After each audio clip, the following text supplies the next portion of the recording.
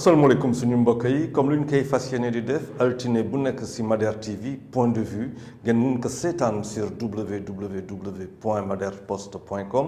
ou les applications télépac.net et africaorigine.net. Alors tey moom point de vue c'est un peu plus d'une semaine après le sacre des Lions, le 6 février à Yaoundé, au stade Olembe, à la suite des tirs au but, avec ce super barré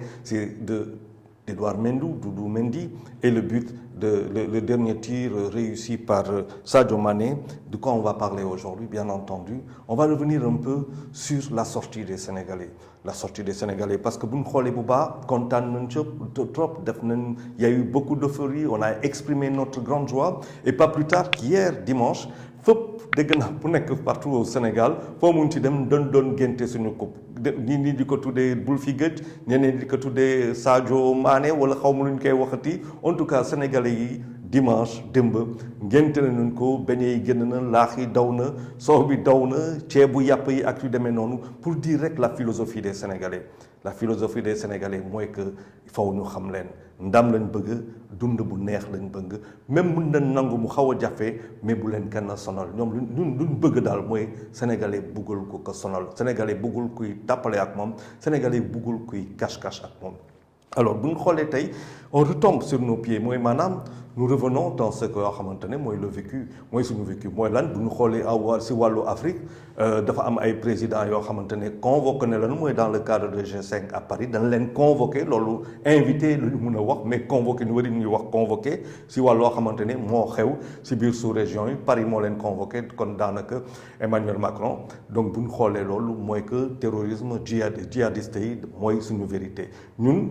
bu ñu ñëwee si suñu pàcc la vie continue et donc nous retournons à loo xamante ne mooy la routine le quotidien mooy lan que Sénégal c'est vrai que président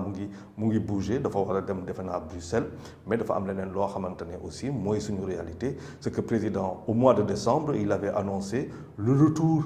du premier ministre waa assemblée nationale mooy député yooyu def luñ seen war parce que loi moo ko dindi woon kon loi moo koy installé def nañ loo xamante ne pour mu ñëw la donc janvier romb na février daanaka ñu ngi si xaaj ga le 14 aujourd'hui je rappelle que c'est aussi la Saint-Valentin que les gens peuvent aller dans les restaurants en couple ou ailleurs fêter en tout cas ensemble et renforcer les couples. Alors lan laa bëggoon wax si loolu mooy que damay ñëwaat tey ma ne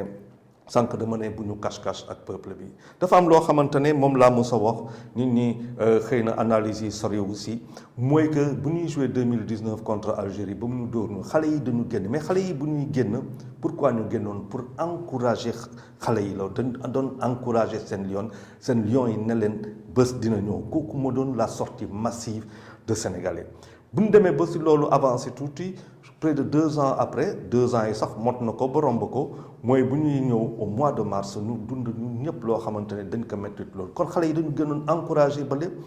mars 2021 xale yi génn pour lan xale yi génn pour wax seen naxar et de la pire des manières ay émeutes yu doy waar bii ñu ñëw génn pour wane seen bànneex ñetti pàcc yooyu boo ko xoolee boo ko analyser faw nga xam sénégalais yi lu ñu def sénégalais yi lan lañ def mooy que dañuy wax sénégalais yi nag dañ wax ak nguur gi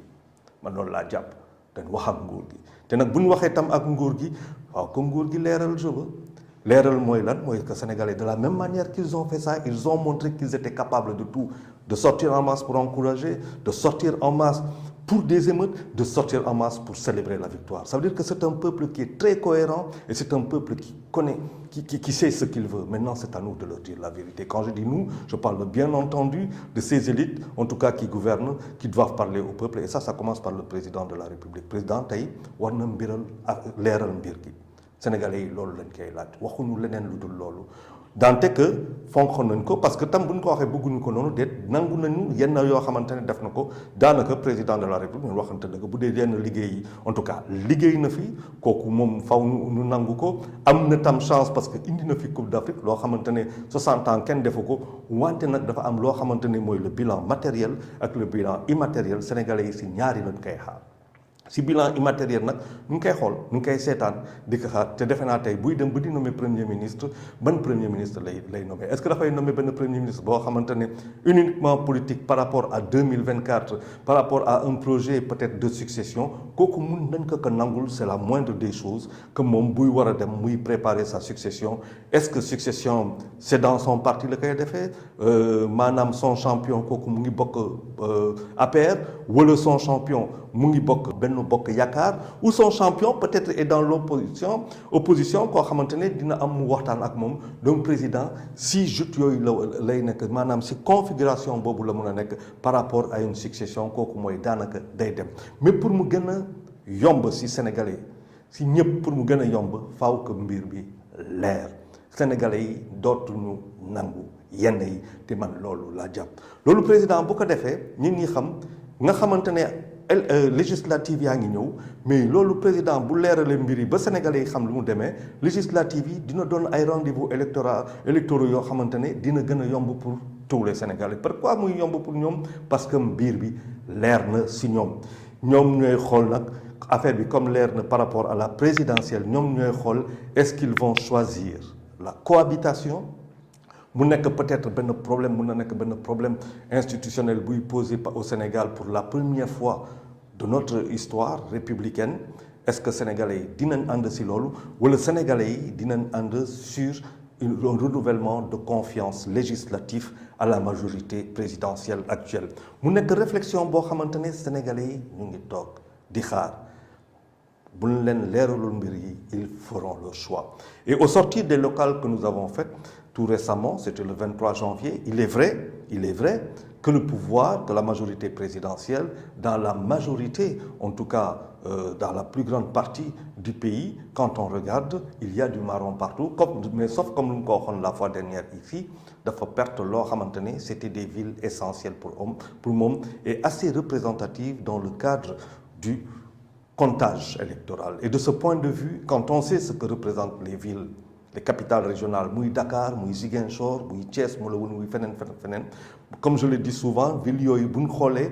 ñoom rek Dakar moom rek c'est 80% suñu koom-koom 80% suñu koom-koom c'est pas peu lu bëri la bu ñu xoolee si wàllu ñoo xamante ni ñooy xëy di liggéey mu nekk dans le cadre de l'économie du secteur privé wala dans le cadre de l'administration publique bu ñu xoolee Dakar moom kenn c'est 51% bu ñu jëlee yeneen villes yi day gën a yokk dina dem ba 70 voire 80% bu ñu jëlee axe comme je l'avais dit muy Dakar Thiès Diourbel nga war a dem Ziguinchor bu ñu jëlee axe boobu dajale ko c'est 68% du corps électoral kooku jar na ñu gëstu ko mais kan moo koy gëstu c'est les deux partis c'est aussi bien l'opposition que le pouvoir par rapport à la conquête des législatives de 2022, le 31 juillet 2022. Donc c'est dire que le président aujourd'hui, par rapport à l'avenir de notre pays, par rapport lui-même à son avenir, à sa succession, et pourquoi pas peut-être à une nomination que moi je vois très bien aux Nations Unies, parce que c'est comme ça, en tout cas, que je comprends ce qui est en train de se passer depuis quelque temps, le concernant. C'est tout simplement une retraite dorée au niveau des Nations Unies, et ça serait pas mal pour notre pays, le Sénégal, ça serait pas mal pour l'Afrique, et ça serait pas mal du tout pour une situation globale, parce que la question de l'avenir, en tout cas, que ce soit au niveau des Nations Unies, c'est la sécurité et bien entendu, et c'est surtout l'Afrique, parce que l'Afrique représente l'avenir de l'économie mondiale. Chinois, ils ont connu une certaine récession, quand bien même nous sommes avec la Covid. On est en train de voir les dragons, mais tout le monde sait que les matières premières se trouvent chez nous et qu'il va bien falloir qu'on discute avec nous. C'est ce qui explique d'ailleurs une certaine situation géopolitique un peu complexe chez nous, mais au fond, toute cette affaire, son soubassement, tout simplement, il est économique. C'est-à-dire donc aujourd'hui, qu'est-ce que les Sénégalais attendent du président Macky Sall? Qu'il l'arrête. En tout cas, je ne dirais pas qu'il arrête, mais on ne veut plus de cache-cache. Voilà ce que les Sénégalais veulent aujourd'hui du président. Et ils attendent que le président les éclaire. Et ça, c'est quelque chose qui devrait pouvoir se faire le plus rapidement possible en direction d'élections apaisées. Cela est très important. Non seulement en direction des élections apaisées, mais aussi pour ne pas provoquer des situations qui pourrait être complexe pour l'avenir parce qu'une cohabitation, c'est vrai que ñenn yi xëy na ñu ngi koy bëgg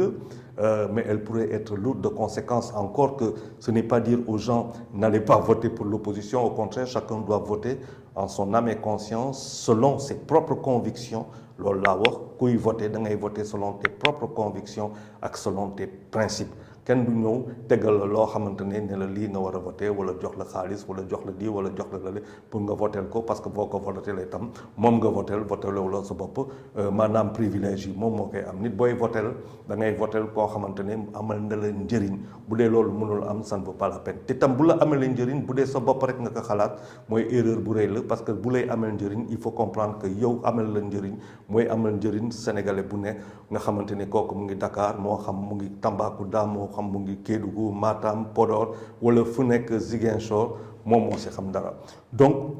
voilà le grand rendez-vous que pour moi le président de la République Macky Sall a aujourd'hui avec les Sénégalais yi ñu ngi koy xaar